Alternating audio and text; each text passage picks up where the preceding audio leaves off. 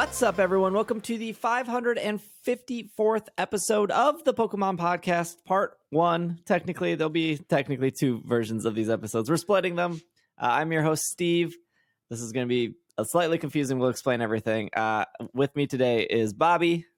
Hey, how's it going? It's not as late here. Actually, the tour is still going here right now. I've got like 8 minutes left. Maybe I can get a shiny because I've gotten like no shinies this entire day. So none. Well, one. We'll talk one about shiny, it. But yeah, we'll talk about it. Hannah also here. Yep, first day of Hoenn tour is also not quite over for me, but I didn't break my phone, didn't break myself on the ice today. That was my goal, so I'm good. Oh yeah, you guys got like snow. Yes. Okay, so this is if you're listening to this the moment it came out, you're probably like, oh, it's why did the episode come out on Sunday? That's because Pokemon Day is on Monday. So instead of giving you 2 hours, technically our episode should be 90 minutes long. I talk a lot. Ends up being 2 hours. So instead of giving you guys an episode of 90 minutes on Monday, which would be recorded on Sunday, we're recording on Saturday to give you an episode on Sunday so we can talk about some stuff before Pokemon Day. And then the three of us are going to record another episode Monday evening for you guys to have as soon as I can get that edited. So either Monday very late at night or the first thing Tuesday morning of our Pokemon Day thoughts. So then you don't have to wait a full week for Pokemon Day thoughts. And then I didn't want to skip an episode on Monday because then you guys would be like, where's the episode? So you're getting an episode a day early to tell you that there will be no episode on Monday. It is now. You're listening to it in your ears on Sunday, and then you'll get another one probably on Tuesday. So I don't want to hear anything about it on Twitter. But if you want to tweet at me, just tweet me nice things and said like, oh, I enjoyed the Sunday episode. You might be making it more complicated than it actually is. I'm not sure what It's a day special today is week. at this point. So It's a special week for Pokemon Day. That's the short of it. Sure. And if you're listening to this on Sunday, I'll be streaming my reaction to Pokemon Day. I'll also be streaming pretty much all day on Pokemon Day until we get to the evening, where I'll stop streaming so we can record the podcast for Tuesday. There's a lot of content, and you probably know where to find it. So for this episode, we're going to be talking about the 7-star raid Pikachu, which got announced very quickly and then happened. And I don't believe, as of right now, we don't know if there's a second weekend like the other 7-star raids. And then we're going to be talking about the Hoenn global thingy that happened this weekend. So those are the two things we're going to try to tackle. There was some anime news. We'll see if we can get to it. But let's start off with the 7-star Pikachu. This was to celebrate Pokemon Day. This is the 4th 7-star raid. I did a bunch of raid builds like always. I built Pokemon assuming that Pikachu had Light Ball. It did. So the takeaway here is they can give raid bosses held items. That's good or bad, maybe. And they can build them to be a whole lot stronger than you expect. Yeah. And then I predicted Pikachu would have Lightning Rod. I think that was pretty obvious because it was water type Terra. So it seemed like the consensus was people were not excited because it wasn't like a Pokemon that didn't already exist. I don't want to use the word new Pokemon because there's nothing new about Charizard and there's nothing new about Cinderace. But a non-Paldea Dex. Yes, non-Paldea Dex Pokemon. And I think a lot of people also were just like, oh, Pikachu's easy because he's not a fully evolved Pokemon.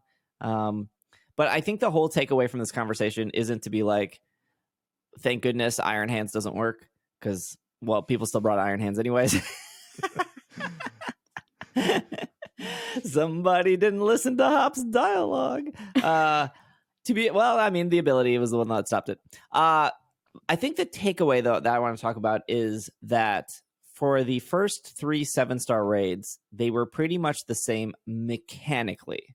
And what I mean by that is they had the same HP. They had shields. They had opportunities to reset your stats, to reset their stats, to shut off your ability for a turn. And you could only catch one. It has the mightiest mark, which, some people care about marks, some people don't. I care about marks a lot. But there was a lot of changes to this Pikachu under the hood, which is whether or not you did Pikachu, or you didn't care about marks, you didn't care about Pikachu. That's totally cool. But I think all the things they did under the hood make potential 7-star raids even more exciting. Oh, this is probably where I talk about what they changed. I mean, I was gonna say. Did you guys do the Pikachu? I did one. This week ended up being a little bit busier because we got more snow than this city has seen in a very long time. And so that kind of threw the latter half of my week off. And I ended up doing one Pikachu raid with people from Slack, with one of my Clodsire from the Greninja raids. And worked out just fine. I got stuck in a menu for half of it. That didn't matter. They carried me. Good old stuck in a menu. I'm glad that one hasn't changed over the It's supposed to get better. We'll see. That's true. I was expecting that we would either get the patch, because they did put out patch notes, and I was like, oh, we should talk about the patch notes. I expected the patch to actually come this Thursday with a potential new raid boss, because they have done Thursday updates before. And there was no patch, so it's possible. I got stuck in a menu as well during one of my Pikachus. So they're running out of February. So I'm assuming the patch is on Monday, which at that point, we're recording a podcast on Monday night. It will be out on Tuesday morning. Yep. We don't need to do this again. Please. We'll talk about the patch there. Okay, so the first thing is 7-star raid bosses are normally 30 times the amount of HP. So Charizard, Greninja, Cinderace, 30 times the amount of HP. And then 6-star raid bosses, I can't remember, they're 20 times, and then 5-star raid bosses are 10 times. So those are all been stagnant and the same. And as up to this point, 7-star raid bosses have always been 30 times the amount of health they normally have. Mm-hmm.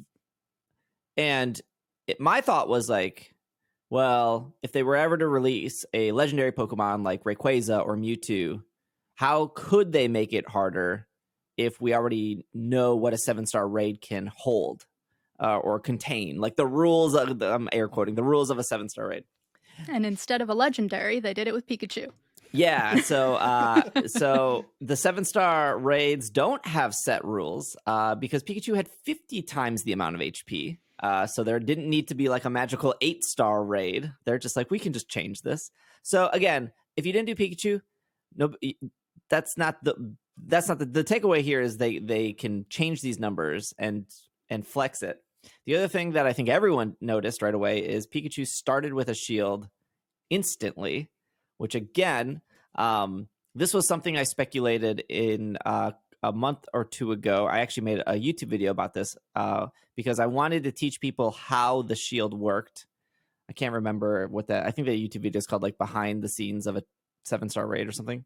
Mm-hmm. And I talked about how it's important to learn the shield mechanic, because if the shield starts earlier, or I don't know, on turn 0, you now have to deal with it. And if you don't know how to deal with it, which I think was probably the biggest hurdle for a lot of trainers, they're why am I not doing a lot of damage? What's happening here?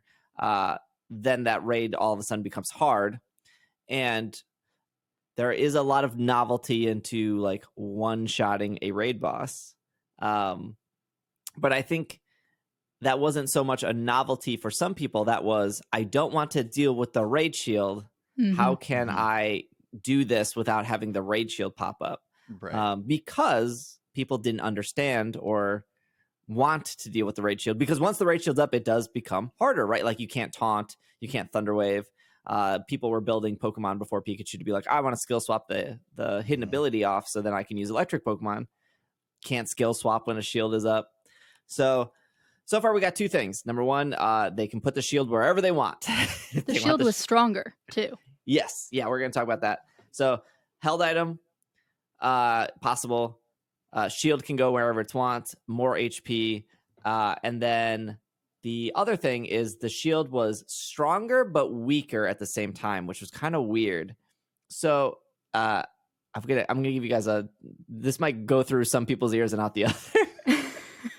But I'll give you a too long didn't read. So again, this was in my video of like how to deal with the raid shield. So when you're attacking a Pokemon that has a shield up, your move is only doing 20% of the potential damage. So I'll make this really easy. If you're using Earthquake does 100 damage. If a Pokemon shield is up, your Earthquake's only doing 20 damage, right? That's like a huge reduction of damage. And then if you Terrasilize, we'll use Clodsire, for example. If you Terrasilize and you use Trailblaze, Clodsire is not grass or poison. So it's not a stab. It's also not. So if you Terrasilize ground, because we're going to use Earthquake still, and you use Trailblaze, you're only doing 35% of the potential damage. Trailblaze is really weak though, so I'm not going to do the math on that.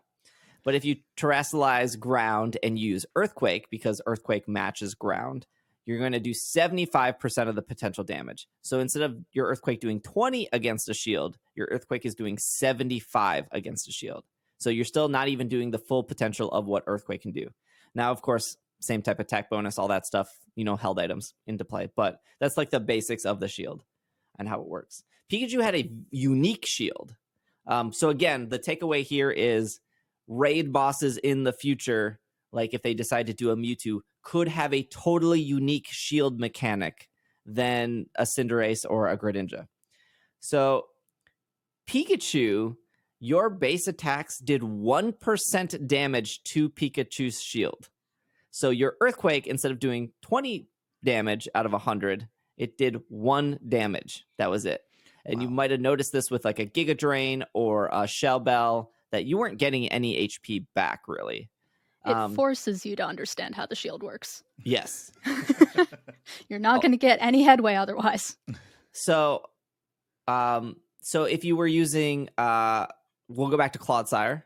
If you ground Terra Clodsire and you use Trailblaze, your Trailblaze is doing 70% of the potential damage. Now, earlier I said it was only doing 35. So they actually gave non-Terra matching moves a boost against the shield. I think what Game Freak was really doing was like, you need to Terrasilize. You need to use the mechanic we invented to do some damage here. And then if you did match the Terra, so Clodsire, ground Terra, using Earthquake, you would actually do 120% of the normal damage. So you're actually doing more than what Earthquake can normally do. I don't know what 120 and 100 is. I don't know if that boosted to 120 or if it's a little bit higher, but you're just doing more damage than what it would do. So that makes sense now why, if you brought a grass type Pokemon and you Terrasalized grass, and then you did 120% of what that damage was, plus super effective, plus stab. That's why grass type Pokemon completely melted Pikachu, because I don't know if you guys know this, but water type Pokemon are weak to grass. I know, it's crazy. Shocking news. Did not realize this.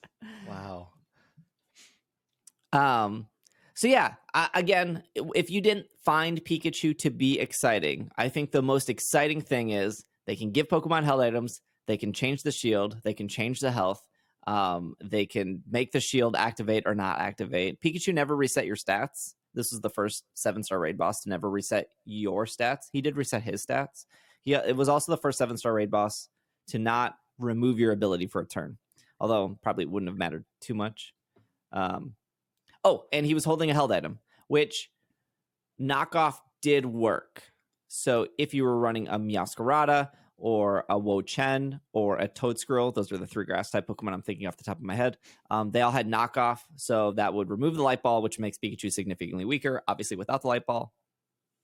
So, again, I didn't think Pikachu was the most exciting raid boss, although I am a big Pikachu fan. Oh, there's one more thing about Pikachu. Holy cow. So the Charizard, Greninja, Cinderace, they were all male. And everyone got the same nature, right? So like Charizard was always modest, Greninja was always sassy. And then they had the mightiest of mark, right? For just a side note, if I saw this all the time on Instagram or TikTok, they're like, I don't have a mark. You have to move it to your party. Yeah. And then I think the update is supposed to fix that. Yeah, the update's supposed to. Hopefully. But this Pikachu had a 1 in 16 chance of being a big Pikachu. It could have the humongo mark. So this Pikachu literally made me put in my copy of Scarlet, run through the beginning of the game to then catch another Pikachu, because I learned it after I already caught a Pikachu. And I wanted a mighty mark Pikachu, but also a humongo mark Pikachu. I wanted both. And you got it? I got it. Good. Wait, is that actually the name of the mark? Humongo? Or Humongo, I think. Yeah, I think it's Really? Humongo and Teensy. It's a good word. It's a good word. And then when it comes out, it'll say Pikachu the Great, I think is what the title is, which is really great on Great Tusk because it's Great Tusk the Great. So wait. Okay. All right. So wait, how did you get the Pikachu with the humongo mark? Because you wouldn't be able to figure that out until after you've finished the raid, right? Yes, you have to turn off autosave. So the game will save when you connect to the internet. Mm-hmm. But if autosave is off, it doesn't save after the raid. So you catch the Pikachu, you talk to the girl by the flower garden. Mm-hmm. She'll be like, "This is the biggest I've ever seen." And then if she doesn't say that, you have to like turn it off, turn it back on. Classic Pokemon. Every Pokemon trainer knows this song and dance. Turn it off, turn it back on. How many times did you have to do that? I got lucky. It was my first one on my new account. What? Nice. Yeah. Oh, that's awesome. Okay. Yeah. I mean, And the odds are good. Everyone, 1 in 16 is really good. Everyone in the raid would get the same humongo mark. So if somebody, Well, that's helpful. If I came back and I was like, "Oh, I got the humongo mark," the person who was hosting it could then keep hosting that over and over. Technically, Right. Well, what a all week! about the marks. All about the marks. And we'll see what comes next, whether it's more Pikachu or whether it's something else. Well, speaking of Pikachu, they put 2 new hat Pikachus in the wild. One is a May hat Pikachu. The other is a Brendan hat Pikachu. How was your guys' day 1 Hoenn tour?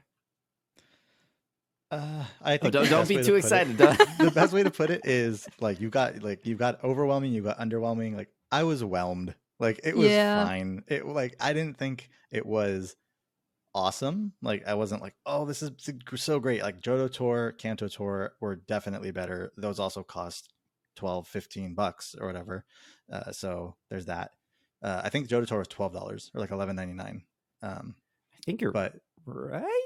What was 5? 5 was like a the Go Fest for the 5th year because anniversary. Verizon or no, Google Play sponsored that Go Fest. Yeah, that was it. So that was 5. But I'm pretty. Johto Tour was $11.99. I'm pretty confident. I don't remember what Kanto Tour was, but this definitely played like a free event. Yep. It was free. It was No, I know. worse than a community day in some ways. There was no bonus.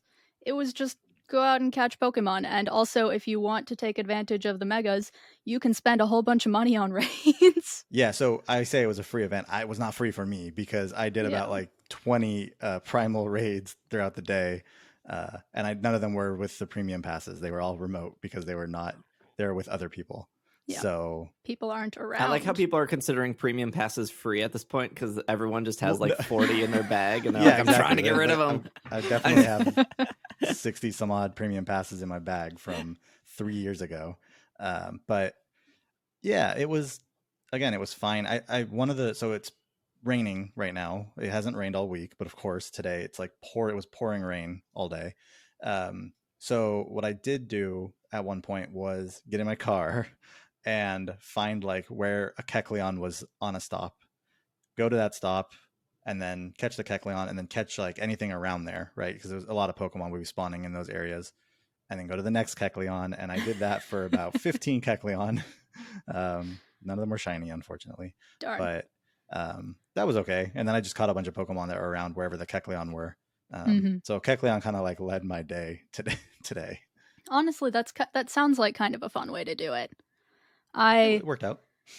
I already said that my city got more snow than we're used to, and that means the entire city is covered in ice. So the challenge for me was traversing and getting around and not falling. And so everything was kind of slow. I ended up with 3 shinies day 1. I got a Feebas and a Brendan hat Pikachu and a Cacnea. And those are the 3 that I got. And I am almost all the way through the research, and I got 3 out of 4 of the collection challenges done. So tomorrow I'm looking for a Slackoth, and I need to do a bunch of Kyogre raids. So ultimately, I felt like this was a good amount of content, but it didn't feel fun. There weren't bonuses going on. There weren't really things to aim for. But I do think one thing I noticed was that there were multiple new shinies with this event, right? Yeah. Mm-hmm. And that was one thing that I think they probably heard everybody complaining last time, because they last time kind of released shinies all the way up to the Johto event, and there weren't any new shinies. There were barely any new shinies for the there Johto were event. A couple, but yeah, very, very few in the Johto. Yeah. In the Johto tour. And this one, there are at least some new shinies, so that's good. So, did you pick the Cacnea line? I did. Path? Okay, and then Yep. Steve, what did you pick for I the went path? Gulpin. You picked Gulpin, and you got shiny Gulpin, right? And then Was it guaranteed though? I don't think it was, but I No. picked. No, I don't think it Surskit, was either. And then I think it's boosted.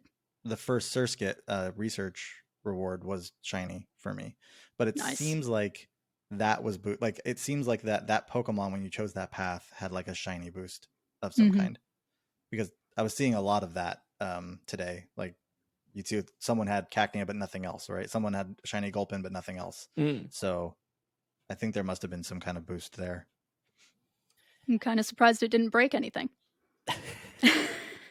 Yeah, I don't think I heard any issues for this event. That's not true. There were I did see people being like, "Hey, the game is broken. I can't figure out what these quests are." Do you know the spooky cipher? The spooky People ones. were complaining about the spooky cipher and not being able to like figure it. Like, someone asked me about it and asked what it was, and I said they tried to make it fun and failed. Yeah, I took one look at that, said nope, went online, looked it up. Yeah. What are these tasks? It's a little annoying because they replaced each letter with a black box, which meant that the spacing was off. So the spacing you would expect for each word was different than it would be, which made reading them harder. yeah. I think the ones that were more intuitive were the make 3 great throws and use berries, because it would pop up and then you would slowly figure it out. I guess if you're paying attention. Yeah, if you're not walking, you can take a harder look. Yeah, the only one that I struggled with when I was in Vegas was it ended up being transfer 5 Pokemon, because I cleared my storage, so I wasn't planning on transferring anything until I got back that night. So I kept getting them, and I was like, finally, I asked somebody, I was like, what is this? And they're like, oh, transfer. And I was like, oh, I didn't even think about transferring because I cleared my storage before the event. But like the make 3 great and use 5 berries, that was like, oh, because I've been doing that, right? Like, and then the evolved Nikata, I guess that one was like the easiest for me to like read. But yeah, I saw people being like, Niantic, fix your game. The tasks aren't coming in properly. To be fair, that's happened before. Yeah, that's true. That's true. Yeah. But yeah, I didn't even give it a second. Like as soon as I saw the task and then saw that it said like cipher, I was like, oh, okay, I'm not going to sit here and try to solve this puzzle, and then on top of that, with the great throws or whatever, every time I'm catching a Pokemon, it's saying like you've completed 3 tasks because it's completing the Jirachi one. Oh, catching 300 of each Pokemon or whatever, and then completing whatever other stuff. So I wasn't even taking the time to think like, oh, what 3 tasks are being completed on this catch? So just went straight to the internet and said, what are these tasks? So I have 2 different experiences because I went to Vegas. I will disclose that Niantic did pay for my 2-day ticket in Vegas. They did not pay for my flight or my hotel. That was all on me. They did not pay for any of my dinners at Gordon Ramsay's burger place. That place is very good. Very good. Very good. It was also probably the cheapest Gordon Ramsay place. I think that exists because it's just hamburgers. Because it's just a burger spot. So yes, they did pay for my ticket. They also gave me a couple incubators and raid passes, which, to be fair, I don't. The raid passes are just eating my storage because I can't get through raid passes. They weren't remote raid passes; they were premium, and I just have storage wasted at this point. But they did give me some. They gave you. Oh well, you were in Vegas, but it's like they gave you things and said, "Move around, go outside." Come on, Niantic. So I had totally different experiences. Obviously, the shiny odds were much, much better in Vegas. But I will say today doing it, I mean, so there are similarities between the Kanto and the Johto, right? Like, or at least other past events. The rotating every hour, I think, is still a good tactic. I think there is some pros and cons of having the event be exactly the same for 2 days, for 8 hours, 2 days. Like for a free event, you know, you think of community day as like 3 hours only on Saturday. Oh, I'm working, I can't do it. So I think for a free event, 16 hours over the weekend, some people are going to do all 16 hours. Some people are going to do 4. Some are going to do 6, right? Like I think those are still pros. I think they did a great job with starters. They weren't completely everywhere, littering the entire thing. Well, was that Johto Tour where?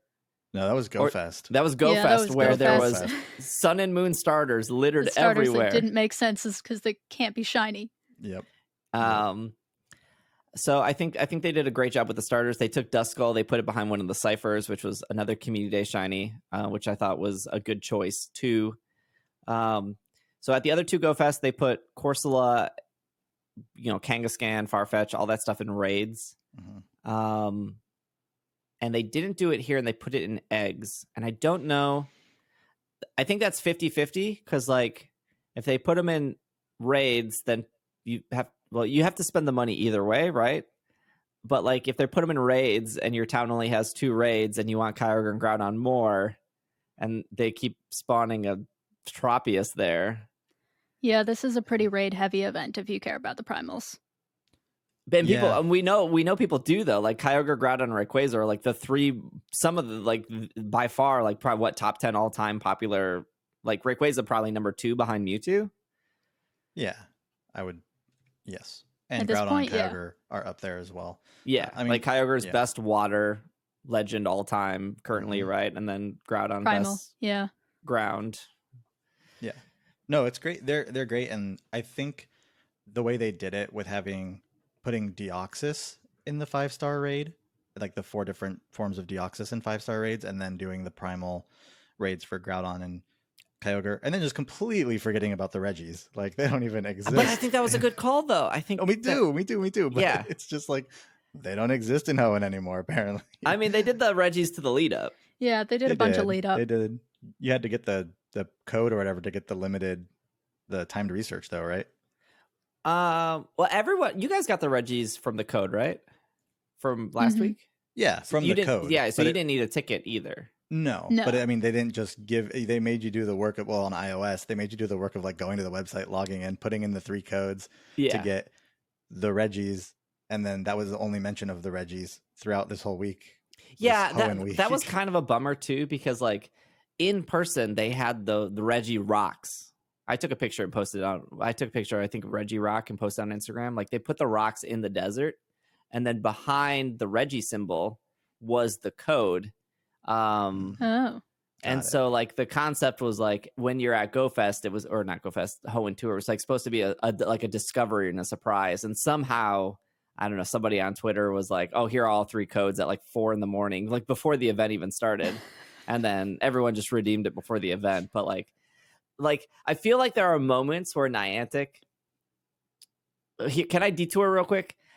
So the detour I want to do real quick is there's this messaging that has been going around that Niantic hates Pokemon Go and they're actively trying to kill the game.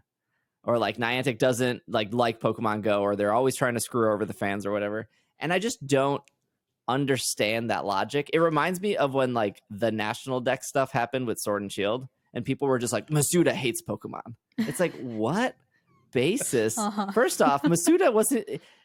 First off, there are higher up people than Masuda. Like, if we're gonna blame anyone, we should probably blame Ishihara, right? Like, but there's that was like I felt like all week is like Niantic hates Pokemon Go players. Niantic hates Pokemon. And like not like Niantic makes other games, right? They make the NBA game now. They make Pikmin. They make Ingress still. What's the game with the weird creatures that hasn't come out yet? Peridot, I think. Yep. Oh, yeah.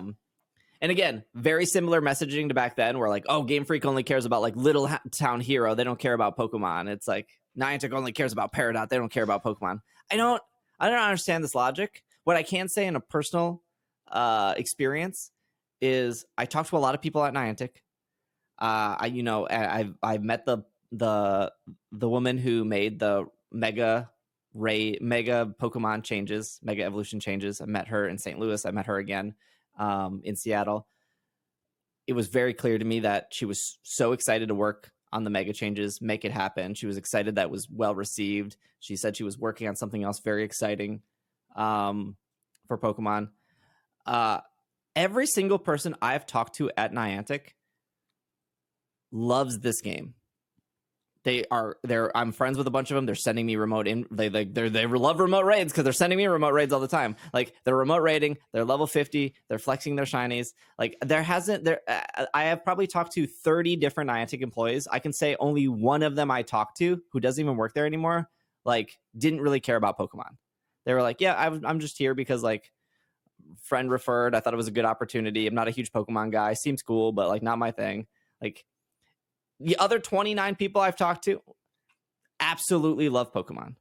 And when I look at like that Reggie thing of like the Reggie rocks and like the code behind it, like that is very Gen 3. That is very like we want to try to make something that encaptures what the Reggies were in Gen 3. So putting like these Reggie rock, no pun intended, rocks in the desert with codes behind it for trainers to discover is like a really cool thing. There are so many passionate people that work at Niantic now that care about Pokemon. Now that's not to say that I am sure there are higher ups at Niantic who make these decisions that are like, how can we nickel and dime our players? How can we get as much money from this event? What are you doing to like have like? I am sure those higher ups exist because they exist at every company. But all the people I've worked with and I've talked to, they love this game. So the messaging of like Niantic hates Pokemon, they're trying to kill it off, they're trying to destroy their player base. I don't think that's true at all. I also like when I talked to one of the community managers, I was like, hey, I don't know who worked on the big and small Pokemon, but I love the big and small Pokemon. And they were like, I'll give them that feedback because they worked on it for a full year and that was like their baby and they absolutely wanted to make sure this happened in Pokemon. I don't know anyone who hates a game that wants to spend a passion project on like, I really want big and small Pokemon in this video game. And they were able to do it and it works great. And I still like it. I know not everyone likes it, but like I'm very into the big and small Pokemon. Oh, I agree. I'm very much into the big and small Pokemon too. I hatched an extra large Happiny the other day. And it was really exciting because it doesn't tell you when you hatch it, or I didn't see it. And then I was going through transferring stuff and it was like, you're transferring a double XL Pokemon. It's like, what? And I looked and I can leave out and I looked and I was like, Happiny? It's a giant Happiny. That's great. You got giant baby Pokemon. Yeah, it's awesome. So anyways, I think for a free event, you guys were right. Like it felt very mid. It didn't feel like the worst event they've ever done. And it didn't feel like the best, nowhere near the best event they've ever done. But there was also no price tag to it. Yeah. Yeah. I think that I will say for as far as free events go, the one that they always do really well is the Halloween event, right? People love the Halloween event. It's like a week-long event, but there's not, I don't think there's no cost. Maybe there was like a limited research or something last time, but for the last few years, there's not been anything and they've done that really well. As far as like a 2-day event, I guess I could only think of like an EV community day or like the end of the year community day, the December community day where it's 2 days long. Twinkling Fantasy was probably the thing that stands out to me. That whole week was fantastic. Right. Oh, that was earlier. No, that was late last year. That was earlier right? this year. Oh, I think. Remember. It was recent. It was in January, I believe. Okay. Yeah. But I feel like this one was, it was fine. Like I enjoyed playing today and I will play tomorrow as well. I do wish that with how little energy you get from those primal raids, like with especially Kyogre, if you're getting Kyogre and you're getting it down to the wire, which happens a lot because it's not that easy to get like 10 or 12 people in a raid, and Kyogre is definitely tougher to knock out. You're getting somewhere between 60 and 70 primal energy, and you need 400. And if you chose the Groudon or the Ruby badge, which I did, you know, I look at the end of today, and I think you I did get a lot both. of raids today. You get both energy from the special research. No, you only get you only get the 200 from your. You get candy for both. Yeah. Oh, but you don't get the energy for both. You get candy for both, but you don't get energy for Groudon. So at the end of my first day with Groudon and Kyogre, I have a little over 1,000 energy with Groudon, and then only like almost 500 with Kyogre. And I did a similar amount of raids with both of them, but because it's still a bunch of raids, because Groudon is able to be taken down so much easier, you're getting 80, 90, 100 energy per Groudon raid, but only 60 or 70 energy per Kyogre raid. So anyways, the point is like with all of that, it would have been kind of nice for them to maybe say, you know, here's 5 free passes. Like do like then the people 5... would have complained they weren't remote. That's what I mean. Yeah, people are going to complain no matter what. But it was kind of interesting that it was. I don't think there were any passes. I know there were 2 premium passes that I got at some point, but I don't remember which part of what. Like I believe that was.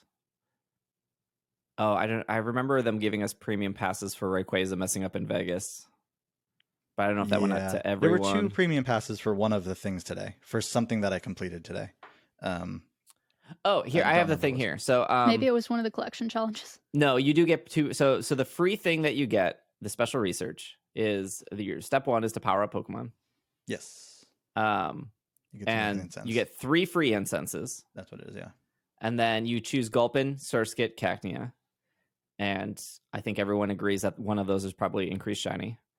And then for the next task, you have to use an incense, catch 5 of what you picked, catch 10 different species. Then you get 2 free raid passes, the premium ones. Okay. And then step 3 is this is where I was confused, because you do get awarded Groudon energy first, but only if you have the Ruby badge. Right. But you do still get 10 Groudon candy for both. And then you get the Plusle, Solrock, Trapinch, Volbeat.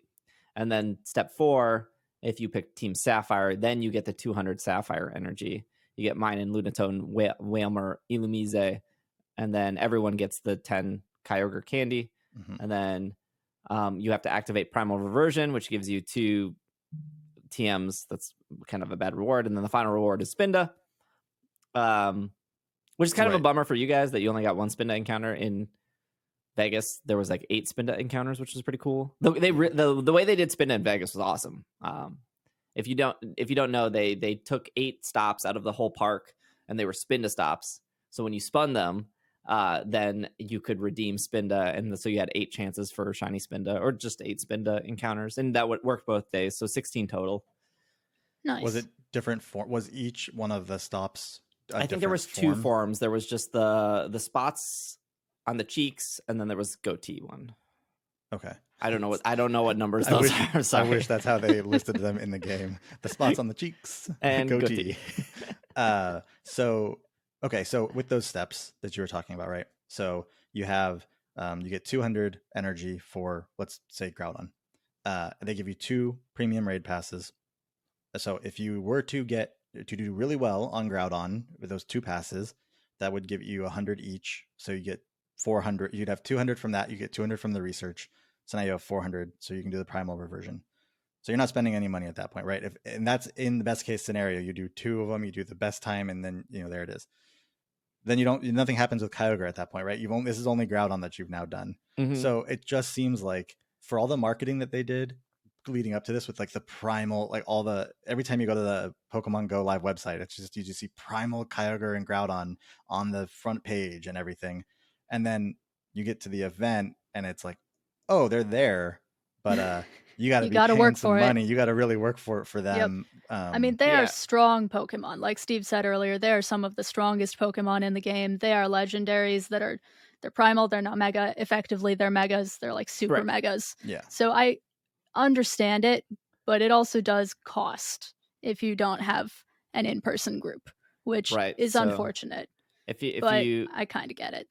If you power up a Pokemon 15 times, you're getting 2 free raid passes. You're getting your free daily. So that's true, daily.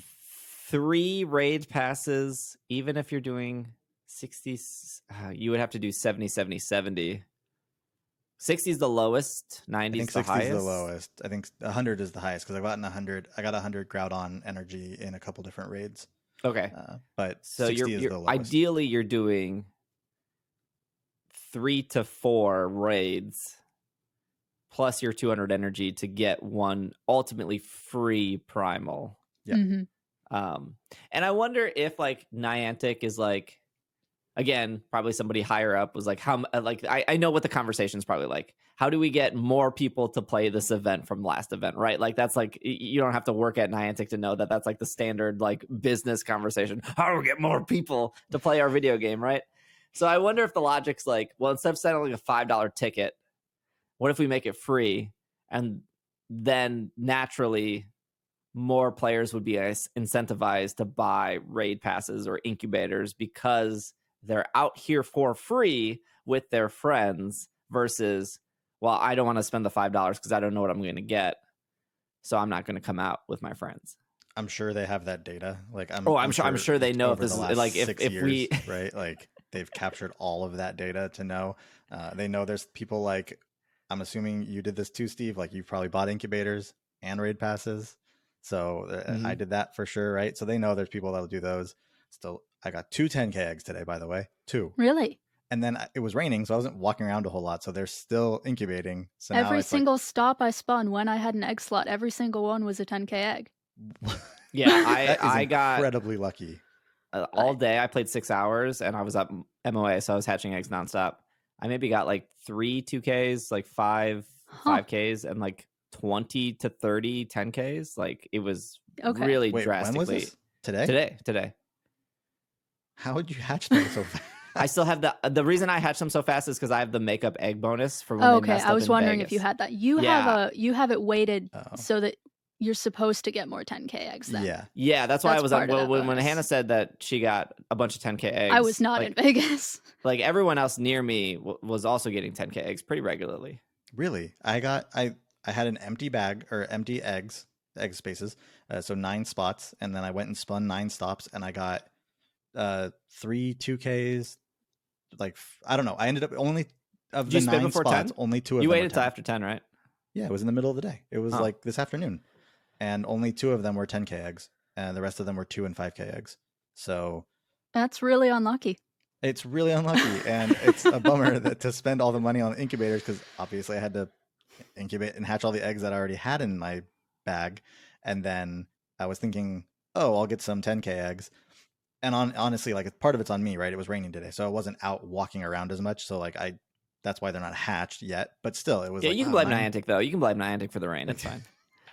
Yeah, must have been them. But it was just that was a little bit of a bummer to see. Like, I thought it would be more like not guaranteed 10K eggs because it's already guaranteed that it's going to be those 10K eggs are going to be one of the 3 regionals, and maybe they're shiny, maybe not, whatever.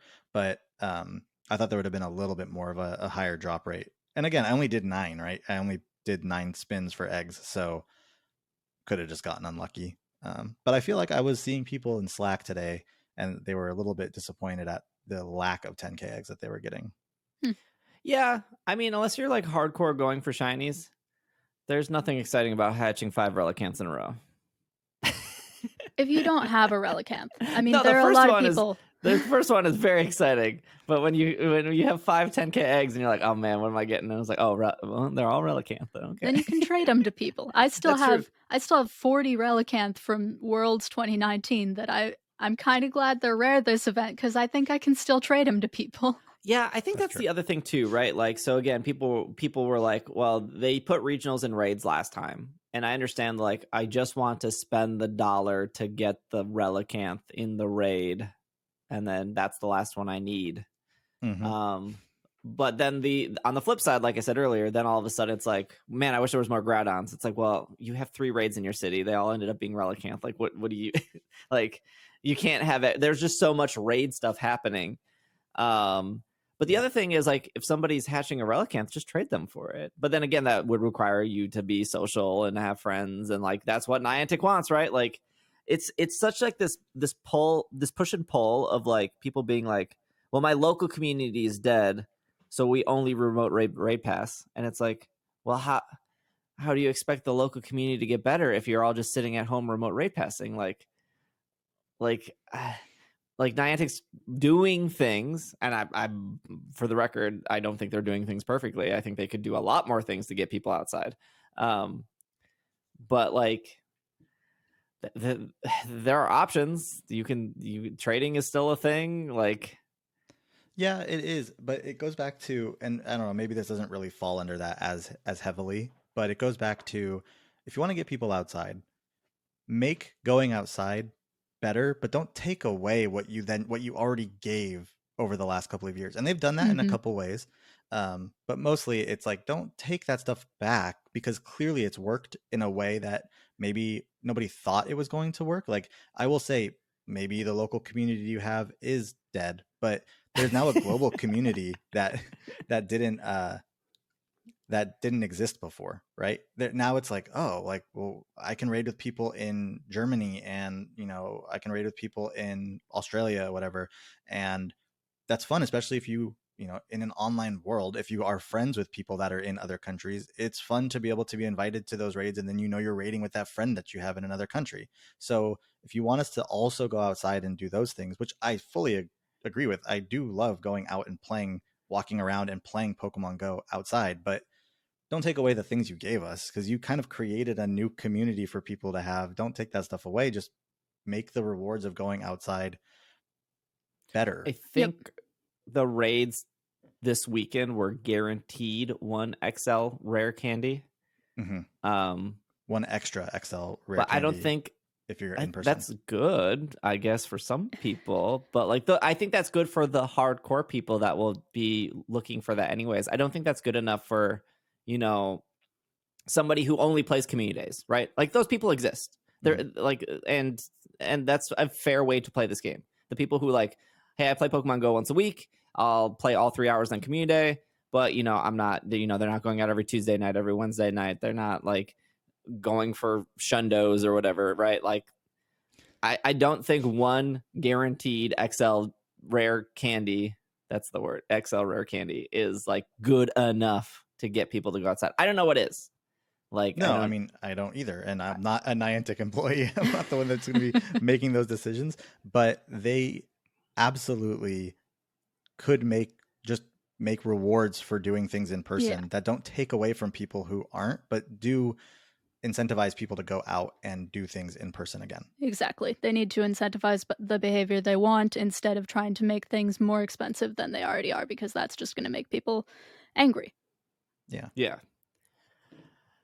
Okay, well, to wrap up, I think the event's fine. I will have to do another episode about the Vegas stuff, because there was a lot happening there, both good and bad. There were a lot of things that Niantic did right at that event, and of course, I think a lot of people heard about the things that went wrong at that event, but there was a lot of things that went right at that event. So, and the reason I do still think it's important to talk about that is because it was the first event of the year, and now that that Niantic loves in-person events, so I suspect there will be more to come this year and the following year. And I would wager to bet they're probably going to do a Sinnoh tour at the same time next year, because the Johto, Kanto, and Hoenn tours have all lined up around this weekend pretty much every single year. It's always like the weekend before Pokemon Day, I think. Yeah, I was checking how many shinies I got last year for the Johto tour, right? In Pokemon, in the storage, you can search for age, so the word age, and then a number, right? So age 0 will show you everything you caught today. Age 1, everything you caught yesterday. Age 365 would show you everything you caught 365 days ago. And it was right around there. It was like 364, 363 was for the Johto, the stuff I caught in the Johto tour. So it's like right around exactly a year. Did you just go day by day and try to? No, I did 365, and then I did 364 and 363, and it hit at one point. I wasn't going to do it. I did. I was like, I could just go look online at what date it was, but I was like, I'm already in the storage. Let's just try it. Yeah, I would suspect the Sinnoh tour this exactly in a year from now, like slightly before or slightly after Pokemon. It makes sense too, because it's near Pokemon Day, so it makes sense for them to do that. But I would again, I would wager to bet that they want to continue doing in-person stuff. And I wonder if this is like the future of this game for now is if you want the good stuff, here's the in-person thing. And if for everyone else, it's free. That's exactly what it seems like. It seems like the in-person thing was they didn't have that last year, the year before. So charge everybody. And then now you get a little bit more stuff. And now it's back to quote unquote, quote unquote normal. Yeah. So, you can either go to that in-person event and get the cool stuff and I wonder if that's going to be how Go Fest works this year as well. Oh, I think so too. So we're going to see something similar where maybe, and I mean, we don't know anything yet, but like maybe it's not increased shiny if for the global one again, or, something like that, because you could go to those in-person events where that was, initially supposed to be where you're getting those increased shiny rates and regional Pokemon, right? Not so much the global stuff. It almost reminds me of like those big like EDM shows where it's like you can spend the $300 to go to the EDM show, or you could spend like the $50 to get like the virtual version and like watch it through your computer because like you can't be there. It kind of reminds me of that, except Niantic's like, come to Vegas or here's the free version next weekend. You can't complain because it's free. We're not charging you. Well, I mean, they're charging you of like trying to sucker you into the mega energy or the primal energy, I should say. They absolutely did. And I'll do it again tomorrow. I got to put up that Kyogre energy. I'm saying this now, and I know I'm going to be spending the perfect way to end the show, tomorrow. and I'll do it again. But again, like you said, this event was fine. Like again, it was fun to go out, walk around, catch some Pokemon, like Hoenn Pokemon. Obviously, it would have been nice if there was an increased shiny chance of some kind, but again, I think there was for certain Pokemon. I really think the Surskit, Cacnea, and Gulpin, whichever path you picked, I don't even mean just the ones right afterwards. I mean, I think Surskit and like whatever, if I pick Surskit, I think there was a boosted rate for the rest of the day. Yes, I think there was that, and I think there might have been a boosted rate of shinies for Pikachus and Unknown maybe on Incense. Usually Unknown's not boosted. Okay. Maybe just Pikachus. I don't know. I don't know. I only ended up with 2 at the very shinies today, least. so it was at the very least the different paths you choose. Yeah. That one seems to be boosted. Definitely. It had to be. All right. Well, we'll be back on Tuesday morning with our thoughts on Pokemon Day. I keep saying Tuesday. The 28th. February 28th will be the second part of this podcast on Pokemon Day. And we'll recap all of that. And then there will probably be a bonus episode either this week or next week with Vegas thoughts and whatnot. And maybe if something magical happens Sunday for this Hoenn event. I don't think so. I think it's going to be the same thing. But I don't know. Maybe something breaks and Niantic's like, here's a free Rayquaza to everyone. Who knows? But thank you for listening. Hannah, thanks for being here. Bobby, thanks for being here. Happy Pokemon Day if you're listening to this. And if I'm sure there'll be stuff up on YouTube. If you're watching on YouTube, like, comment, subscribe, all that stuff. If you're listening to Apple Podcasts or Spotify, leave a rating. That's always helpful too. Otherwise, we'll see you guys in like 2 days. Happy Pokemon Day. This has been another episode of the Pokemon Podcast, and we are super effective. Got nothing to say other than happy Pokemon Day. Super effective.